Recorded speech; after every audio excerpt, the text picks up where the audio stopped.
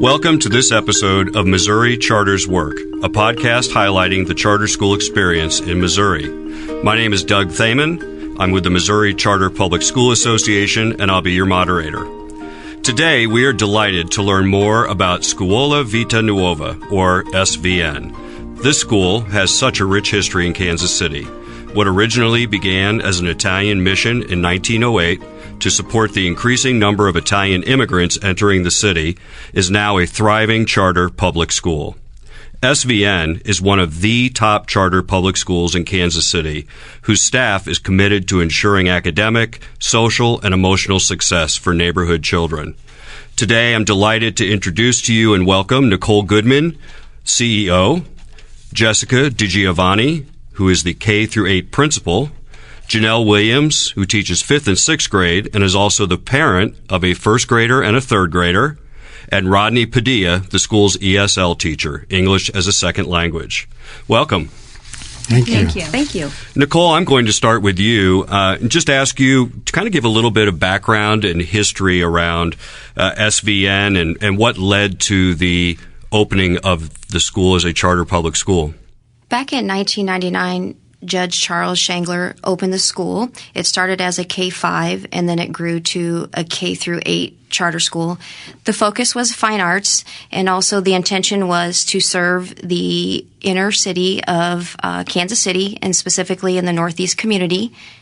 And there was a target of students that lived within a 2-mile radius of the school had a preference to enroll at SVN, and then it opened up to the boundaries of Kansas City, Missouri.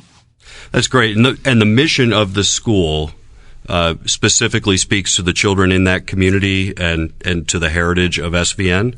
Yes. As you were saying before, there was a high Italian immigrant population when Judge Shangler opened the community center and then opened Scuola Vita Nuova, School of New Life. That's what it means in Italian. And so he wanted to make sure that that we continue to provide academic excellence for all of the population in the Northeast, which the immigrants started. There were other immigrants from other countries started to populate in the Northeast community, and he wanted to ensure that they had access to a quality education. So, Rodney, I imagine that because the school started and was really appealing to immigrants and immigrant families, brought in a lot of students who had English as Second Language needs and kind of became a melting pot of a lot of different cultures. Tell us a little bit about that. Yeah, we currently have about a little over 300 students, and about 190 of those students are ELL students. So 60% of our population are English language learners. Of those English language learners, we have several different native languages spoken by those students and those families. Our two largest populations of EL students are Spanish speakers, which makes up about 50% of our EL population, and our Somali population. Our Somali population has really grown in the last 5 years.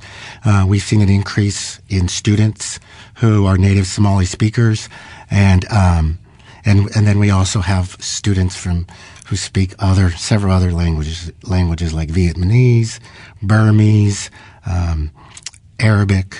So we are a really diverse community. Our school is made up of a really diverse community. And what I love about our school is that it is reflective of the neighborhood in which our school is in. And so I agree with that. And having visited the school and walking through that, you really feel that rich, diverse community of all these different cultures. Janelle, you are not only a teacher in the school, but you're also a parent in the school. How would you describe that culture and that environment at SVN? Well, I agree with Ronnie, too. When I walk through my neighborhood, when we're at the park, what I see at the park when we're playing in the evening is what I see at our school. And I think that is just so important for my kids to see, too, that what surrounds us is where we go to school. It's just a really neat feeling of community within the big city, and it's just, we go to the park, they see their friends, we're out walking at night, they see their friends, and I just really wanted that for my kids, to have that experience of the cultural diversity. I think that's very important for them, and I think it's important for all kids to have that experience of learning more about others and others' backgrounds, and I think it just enriches the education that they're getting as well. So as the classroom teacher, I imagine that comes with challenges when you have a diverse population of students from so many different cultural backgrounds, but you have a lofty objective of making sure these students are moving forward academically. How does that work in the classroom? Right. Well, we are very blessed and very supported, I believe, with, just a variety of staff members. And, the staff at SVN is just 100%. They give more than 100% every day. And when you have that and you have staff working collaboratively together toward this common goal, you see that growth. The kids are excited to learn. They know that what we're providing them for an education is very important, and they have that desire to learn as well. So I feel it's more of just a team of both staff and students working together to really achieve those high expectations for the students. And so what are the results? What are the results academically? What are you finding? I think what Janelle's saying has led to where we are today, where we are one of the top performing charter schools. We really work to make sure that we're meeting all kids where they're at, and we're trying to help them grow individually. The curriculum that our teachers create, Janelle and her coworker or her colleagues, is not just a off-the-shelf curriculum. It's a curriculum that is designed for the students that they're teaching in their classrooms. And so a lot of work goes into making sure the instruction that we're providing each day is specific to the kids that they're serving. So we're honoring what they're bringing to the table, and we're building off of our students' strengths, our students' backgrounds, and really just making it an inclusive environment where we're all learning from each other. And so I would say that's probably the secret sauce that has led to the fact that in 2018, last year, SVN was one of the top 10 highest performing public schools in Kansas City in both English language arts and mathematics. So when you've reached that level of excellence, what keeps you motivated to want to move forward and to continue to do better and better and make sure that these kids continue to improve? Well, we met that last year, but that's not even close to where we want to go. Though we are one of the top performing charter schools, we still have a lot of kids that aren't proficient on the state assessments. And even those that are, there's still so much more that they can learn and do. We want them to leave SVN being able to compete with any student, no matter what school they came from, any student in high school. And when they graduate high school, whatever high school that may be, we want them to go to any college that they want, to have any job that they want, be able to do anything that they dream to be. And so we're not ready to stop and say, yeah, we're one of the top charter schools. We're just taking this as a challenge to be better. We still have a lot of things that we talk about on a daily basis that we want to improve, and supporting our families and supporting our students so that when they leave us, they're able to take everything that we've taught them or that we've learned together and be better for their communities and their own families. Well, and I know that, serving students who are English language learners, that's a special population of students. How about students with special needs? Does SVN serve students with special needs, and what type of services are provided for them? Yes, we do have a special education program at SVN, and we serve any students that apply at SVN. And with our special education program, just like all the other classroom teachers, the special education teacher and speech pathologists are very collaborative with those classroom teachers. Our goal is to have an inclusive environment where students with disabilities have the same opportunities of students that don't have any disabilities. Classroom teachers and the special education team work really closely to make sure that they're provided IEP and an academic program that really meets their needs. And I think families seek that out. We have a lot of students that have transferred to us with an IEP, and they're really finding that they're excelling at SVN because of that mindset that it doesn't matter to us if you have a disability or not. Every child is going to learn whatever needs they have. We're going to work together to meet those. And because we do have that inclusive model, we feel it's very important that we're equipping our staff and with quality professional development, and we know that looks different. We expect our staff to differentiate for our students, and so as an admin team, we also make sure that we differentiate our professional development for our staff. They have a lot of diverse needs to meet in their classrooms, and we just want to make sure that we continue to provide quality professional development. In-house, we have a lot of quality teachers that have been through extensive training, so we have embedded professional development, but we also go outside, for example, conscious discipline, teachers college, Kagan structures, because with our ESL students, reading, writing, listening, and speaking are very important to incorporate it into the instruction. But those are important for all kids. So we learned that the strategies that we're using for our ESL students are important for all learners. Janelle, how about parent engagement? I know I had an opportunity to stop by the school once and at a family event, and was just so impressed at the number of families that were there and engaged in the school. What's parent engagement like at SVN? And I think as a parent, you feel welcomed every time like when we have parent pickup and drop off, and I think it's sometimes maybe seen as a challenge for some, but I think it's also a growth because we get to see. I know when I was a parent here before, with my kids, I could go in, and when I was picking them up, I got to see their teachers every day. I got to talk to the staff every day, and I think that builds community. And when they're coming into by the school every day, it's so much easier just to feel welcomed at that school. And so I feel like we do provide opportunities for parents to come in, for families to feel a part of our community. We do a Taste of SVN in the spring, which really highlights all the just different cultures our families bring with them, and they bring a dish that resembles their culture, and we have a big feast basically, and families get to come and share and more about their culture and their heritage with each other. And I just think that brings us together as a community even more. And the kids are laughing and smiling, and there's a lot of, they'll wear maybe like some of their cultural dress too, and it's just a really neat experience to grow together as a family, as a school. And do you see a change in results with the students because of that engagement of parents? Absolutely. I think that when kids know that their parents and their teachers are working together, you do get a different response from kids. I think we all agree that we have we're serving the best families in Kansas City. We have wonderful kids and families, and we've had 100% parent-teacher conferences face-to-face for the past 9 years. We're just getting ready to embark on year 10 for that.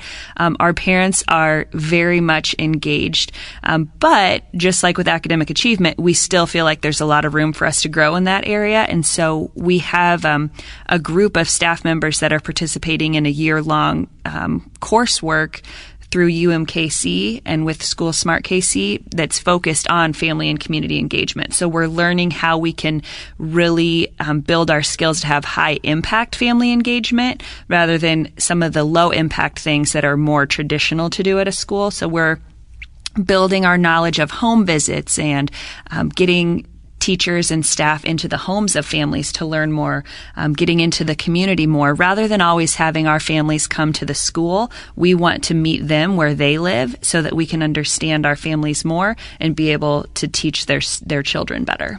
And we want our families to truly feel like this is a partnership. It's not the school telling them what they need, but also we want to know from our families what is it that they want, that they need, and the reality is that we're always looking to improve, and there's ways that we know that we can communicate better. So we're always seeking input from them on how we can improve as a school, and to continue to ensure that we are making sure that every family truly does feel welcomed at our school.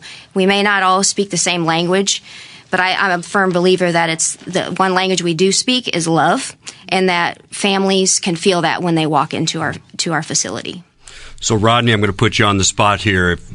If I ran into you in the grocery store or on an elevator and asked you what is the most important thing that I should know about Scuola Vita Nuova, what would you say?